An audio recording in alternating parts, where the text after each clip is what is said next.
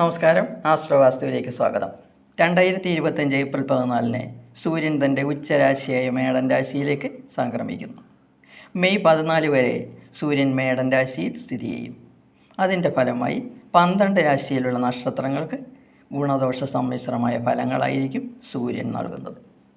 സൂര്യൻ ഉച്ചസ്ഥാനത്ത് നിൽക്കുന്നതുകൊണ്ട് ഗുണഫലങ്ങളായിരിക്കും കൂടുതലായി അനുഭവത്തിൽ വരിക. അങ്ങനെ 12 രാശിക്കാർക്കും മേടമാസത്തിൽ ഉണ്ടാകുന്ന ഗുണദോഷ ഫലങ്ങളെക്കുറിച്ച് നമുക്ക് സംസാരിക്കാം. ആദ്യമായി ഗ്രഹനിലയിലേക്ക് കിടക്കാം. സൂര്യൻ മെയ് 14 വരെ മേടൻ രാശിയിൽ സ്ഥിതി ചെയ്യുന്നു. ഗുരു മെയ് 14 വരെ ഇടവൻ രാശിയിലും ശേഷം മിഥുനൻ രാശിയിലേക്ക് രാശി മാറും. ചൊവ്വ കർക്കടകൻ രാശിയിൽ നീചസ്ഥനായി നിൽക്കുന്നു. ശനി മീനൻ രാശിയിൽ, ശുക്രൻ മീനൻ രാശിയിൽ, ബുധൻ മെയ് 7 വരെ മീനൻ രാശിയിലും ശേഷം മേടൻ രാശിയിലുമായിരിക്കും സഞ്ചരിക്കുക. രാഹു മെയ് 18 വരെ മീനൻ രാശിയിലും ശേഷം കുംഭൻ രാശിയിലുമായിരിക്കും സഞ്ചരിക്കുക. കേതു മെയ് 18 വരെ കന്നിയിലും ശേഷം ചിങ്ങത്തിലും. മേൽപ്പറഞ്ഞ ഗ്രഹങ്ങളുടെ സഞ്ചാരം അനുസരിച്ചാണ് ഞാൻ ഫലം പറയാൻ പോകുന്നത്. തുല, വൃശ്ചികം, ധനു എന്നീ 3 രാശിക്കാരുടെ ഫലമാണ് ഇന്ന് ഞാൻ പറയാൻ പോകുന്നത്. തുലാൻ രാശി ചിത്തിരേര, ചോതി, വിശാഖം, മുക്കാൽ എന്നീ നക്ഷത്രങ്ങൾ ചേർന്നതാണ് തുലാൻ രാശി. തുലാൻ രാശിയുടെ 11ാം ഭാവാധിപനായ സൂര്യൻ മേടമാസത്തിൽ കളത്തർ ഭാവമായ 7ാം ഭാവത്തിൽ ഉച്ചസ്ഥനായിട്ടാണ് നിൽക്കുന്നത്. പൊതുവെ 7ാം ഭാവത്തിൽ സഞ്ചരിക്കുന്ന സൂര്യൻ പ്രതികൂല ഫലങ്ങളാണ് നൽകുന്നത്. എന്നാൽ ഇവിടെ ഉച്ചസ്ഥനായ സൂര്യൻ പങ്കാളിയിൽ നിന്ന് ധനനേട്ടങ്ങളും സഹകരണവുമാണ് നൽകുന്നത്. പാർട്ട്ണർഷിപ്പ് ബിസിനസ്സിൽ നിന്നും വരുമാനം വർദ്ധിക്കും. ബിസിനസ് വിപുലീകരിക്കാൻ കഴിയും. നല്ല ലാഭവും പ്രതീക്ഷിക്കാം. എന്നാൽ ദാമ്പത്യ ജീവിതത്തിലും പ്രണയകാര്യങ്ങളിലും ഒരു പ്രത്യേക ശ്രദ്ധ വേണം. പങ്കാളിയുമായി സഹകരിച്ച് മുന്നോട്ട് പോകുന്നതിൽ വളരെ ശ്രദ്ധിക്കണം. വീട്ടുകാരും സ്നേഹിതരുമായി സഹകരിച്ച് പോകാനും കഴിയണം. അനാവശ്യ യാത്രകൾ ഒഴിവാക്കുന്നത് നല്ലതാണ്. പഴകിയ ആഹാരങ്ങൾ കഴിക്കരുത്.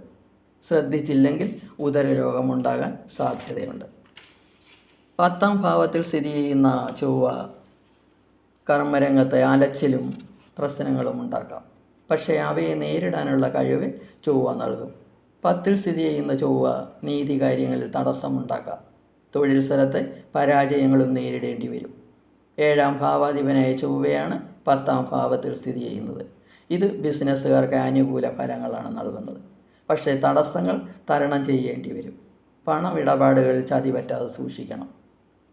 ബിസിനസ് ആവശ്യങ്ങൾക്കായി വിദേശയാത്രകൾ ഉണ്ടായേക്കാം. 5ാം ഭാവാധിപനായ ശനി 6ാം ഭാവത്തിലാണ് സ്ഥിതി ചെയ്യുന്നത്. 6ൽ സ്ഥിതി ചെയ്യുന്ന ശനി വിദ്യാർത്ഥികൾക്ക് ആത്മധൈര്യവും പഠനത്തിൽ ഉന്മേഷവും ഏത് കാര്യങ്ങളിലും വിജയവും നൽകുന്നു. ഉദ്യോഗാർത്ഥികൾക്കും സമയം മെച്ചമാണ്. പ്രണയിക്കുന്നവർക്ക് സമയം നല്ലതാണ്. ദമ്പതികൾക്ക് സമയം മെച്ചമാണ്. പക്ഷേ കലഹങ്ങൾ ഉണ്ടാകാതിരിക്കാൻ ശ്രദ്ധിക്കുക. തുലാൻ രാശിയുടെ 6ാം ഭാവത്തിൽ 4 ഗ്രഹങ്ങളാണ് സ്ഥിതി ചെയ്യുന്നത്. 6ൽ സ്ഥിതി ചെയ്യുന്ന ശുക്രൻ ബന്ധുക്കളുമായി തർക്കം, ശത്രുക്കളിൽ നിന്ന് ഉപദ്രവം, സന്താന ദുഃഖം എന്നിവയാണ് സാധാരണമായി നൽകുന്നത്. പക്ഷേ ശുക്രൻ്റെ ഉച്ചസ്ഥിതി എല്ലാ ദോഷങ്ങളെയും കുറയ്ക്കുന്നു. ശത്രു പരാജയം, സന്താന സുഖവും ബന്ധുക്കളുടെ സ്നേഹവുമാണ് നൽകുന്നത്. 6ലെ ബുധൻ വിദ്യാർത്ഥികൾക്ക് കൂടുതൽ നല്ല ഫലങ്ങൾ നൽകുന്നു. കുട്ടികൾ പഠനത്തിൽ വളരെ മെച്ചമാകുന്ന സമയമാണ്. കൂടാതെ പ്രവർത്തനങ്ങളിൽ വിജയവും കുടുംബത്തിൽ സന്തോഷവും നൽകുന്നു. കുട്ടികൾ ഗ്രന്ഥപാരായണത്തിൽ തൽപരരാകുന്ന സമയമാണിത്. 6ലെ ബുധൻ അന്നവസ്ത്രാദി ലാഭവും അഭീഷ്ടലാഭവും നൽകുന്നു. 6ൽ സഞ്ചരിക്കുന്ന ശനി ധനധാന്യ സമൃദ്ധിയും ശത്രുക്കളുടെ നാശവും ഗ്രഹത്തിൽ സമാധാനവും സ്ത്രീകളുടെ പ്രീതിയും സുഖവുമാണ് നൽകുന്നത്. 6ാം ഭാവത്തിൽ സ്ഥിതി ചെയ്യുന്ന രാഹു ധനലാഭത്തെയും സുഖത്തെയും സൂചിപ്പിക്കുന്നു. 2025 മെയ് 14 വരെ ഗുരു അഷ്ടമഭാവത്തിലാണ് സ്ഥിതി ചെയ്യുന്നത്. രോഗങ്ങളും സർക്കാരിൽ നിന്ന് പ്രതികൂല അനുഭവങ്ങളും ക്ലേശകരമായ യാത്രകളും ഭാഗ്യദോഷങ്ങളും ദൈവാധീനക്കുറവുമാണ് 1 വർഷമായി തുലാൻ രാശിക്കാർക്ക് ഗുരു നൽകിക്കൊണ്ടിരുന്നത്. എന്നാൽ 2025 മെയ് 14 ഗുരു തൻ്റെ ഭാഗ്യഭാവത്തിലേക്ക് രാശി മാറുന്നു. ഏത് കാര്യങ്ങളിലും ദൈവാധീനവും കുടുംബസുഖവും സന്താനസുഖവും നല്ല ആഹാരവും വസ്ത്രങ്ങളും തൊഴിൽ രംഗത്ത് ആനന്ദവും അധികാര സ്ഥാനങ്ങളും ഗുരു നൽകും.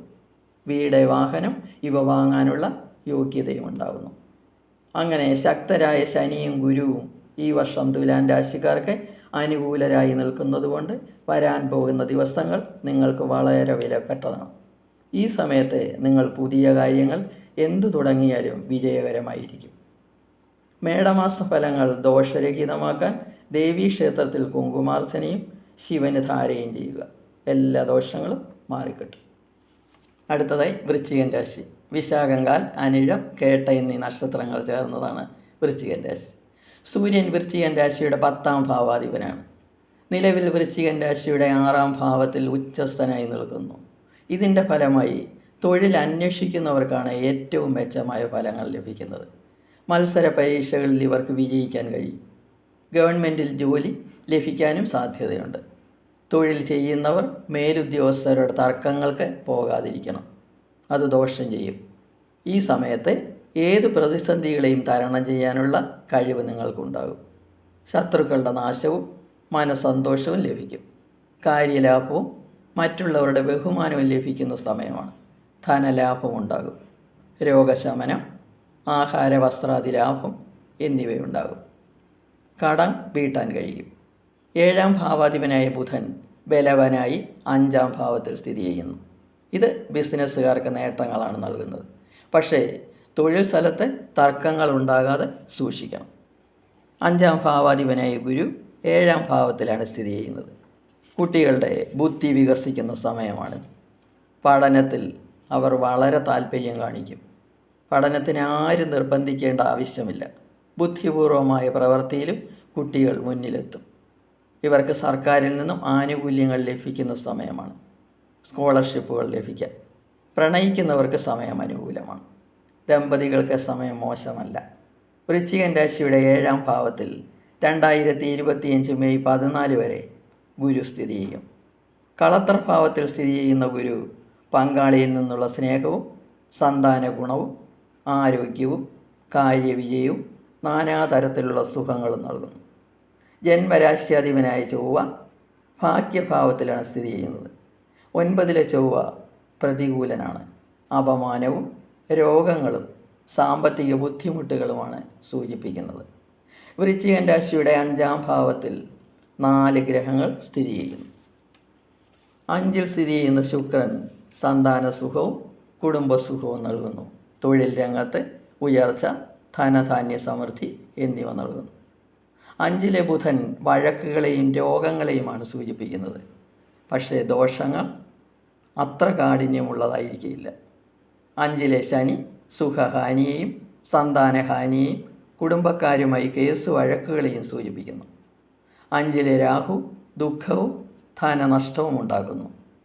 മെയ് 14 വരെ ഗുരുവും കൂടാതെ ശുക്രനും നിങ്ങൾക്ക് മേടമാസത്തിൽ അനുകൂല ഫലങ്ങളാണ് നൽകുന്നത്. അതുകൊണ്ട് നിങ്ങൾക്ക് മേടമാസ ഫലങ്ങൾ അനുകൂലമാണ്. മറ്റുള്ള ഗ്രഹങ്ങളുടെ ദോഷങ്ങൾക്ക് പരിഹാരമായി നവഗ്രഹ ക്ഷേത്ര ദർശനം നടത്തുക. ഇഷ്ട വഴിപാടുകൾ നടത്തണം. ദോഷങ്ങളെല്ലാം അകന്നുപോകും. അടുത്തതായി ധനുരാശി. മൂലം, പൂരാടം, ഉത്രാടങ്കാൽ എന്നീ നക്ഷത്രങ്ങൾ ചേർന്നതാണ് ധനുരാശി. 9ാം ഭാവാധിപനായ സൂര്യൻ ധനുരാശിയുടെ 5ാം ഭാവത്തിലാണ് ഉച്ചനായി സ്ഥിതി ചെയ്യുന്നത്. 9ാം ഭാവത്തിൽ സഞ്ചരിക്കുന്ന സൂര്യൻ അനിഷ്ടഫലങ്ങളാണ് സാധാരണ നൽകുന്നത്. ഇവിടെ ഉച്ചനായ സൂര്യൻ സന്താന ഗുണവും പഠന മികവും കർമ്മഗുണവും നൽകുന്നു. സന്താന ഭാഗ്യം ഉണ്ടാകുന്ന സമയമാണ്. ഗവേഷണ വിദ്യാർത്ഥികൾക്ക് അനുകൂല സമയമാണ്. സന്താനങ്ങളെ കൊണ്ട് സന്തോഷാനുഭവങ്ങൾ ഉണ്ടാകും. ഭാഗ്യഭാവാധിപനായ സൂര്യൻ ഉച്ചസ്ഥനായതുകൊണ്ട് ഭാഗ്യവർദ്ധനവ് കൂടും. ഈശ്വര കടാക്ഷവും ആഗ്രഹ സാഫല്യവും ഉണ്ടാകും. എല്ലാ കാര്യങ്ങളിലും വിജയവും ഉണ്ടാകും. 10ാം ഭാവാധിപനായ ബുധൻ ബലവാനായി 4ാം ഭാവത്തിൽ നിൽക്കുന്നതിനാൽ തൊഴിൽ സ്ഥലത്തെ നല്ല അനുഭവങ്ങളായിരിക്കും ഉണ്ടാകുക.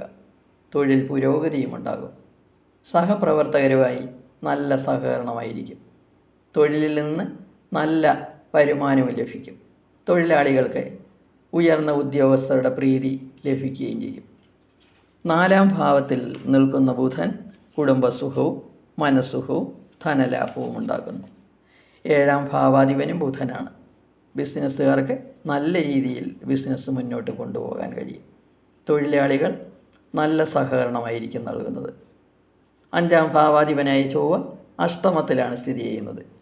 വിദ്യാർത്ഥികൾ പഠനത്തിൽ അലസത കാണിക്കുന്ന സമയമാണ്. മാതാപിതാക്കൾ ശ്രദ്ധിക്കണം.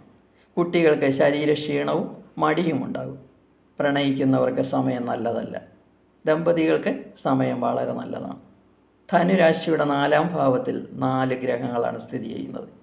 4-ാം ഭാവത്തിൽ സഞ്ചരിക്കുന്ന ബുധനും ശുക്രനും കുടുംബസുഖവും ധനസമൃദ്ധിയും മാതൃസുഖവും സന്തോഷവും നൽകുന്നു. 2025 മാർച്ച് 29-ന് നിങ്ങൾക്ക് കണ്ടകശനി തുടങ്ങി.